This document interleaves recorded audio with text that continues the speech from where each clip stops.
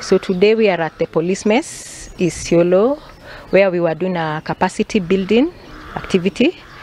So we were sensitizing parents and youth on their role when it comes to prevention of substance abuse, and it has been a good meeting. Lumbo, mimi ndo kiongozi katika ofisi ya Women Rep Isiolo County.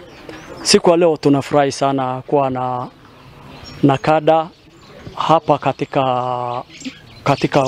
katika county ya Isiolo kuja kutupatia mafunzo kuhusu utumizi mbaya wa dawa ya kulevya.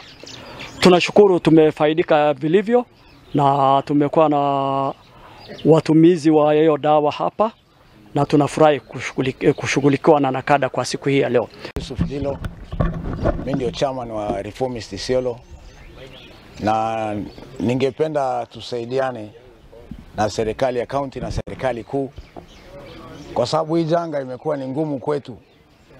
Paka tumejaribu wengine kadhaa, tumejaribu kuacha, yani venye sio sisi ndo tumewacha. Hii tunaona ni ujanja wa Mwenyezi Mungu, kwa sababu sio kitu wa kutoka ndani. Lakini sasa sisi tukiwa tunajaribu kutafuta njia ya kusaidia wenzetu ambao wamebaki ndani ya hii vitu, ni kama iko corruption hapo ndani. Hatuelewi kitu inaendaga aje. Mimi sasa hii ni kutoka 2020 napigana na hii kitu. Kuhusu hawa reformist, sisi kwa hakika madam anataka kushughulikia kuhakikisha hii utumizi wa dawa ya kulevya katika Isiolo imeshughulikiwa vilivyo. Ndio unakuta yuko na mpango kadhaa katika hii county ya Isiolo kushughulikia hawa watu wa madawa ya kulevya, at least hata kama itawezekana tuwe na rehabilitation center kushughulikia hawa watu ambao wanatumia hizi madawa ya kulevya.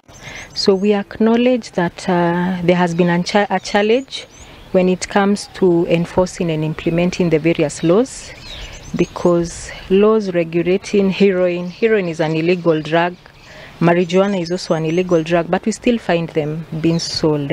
So that has been a challenge. The laxity when it comes to enforcement of laws. Is our mama, kwa youth groups, or even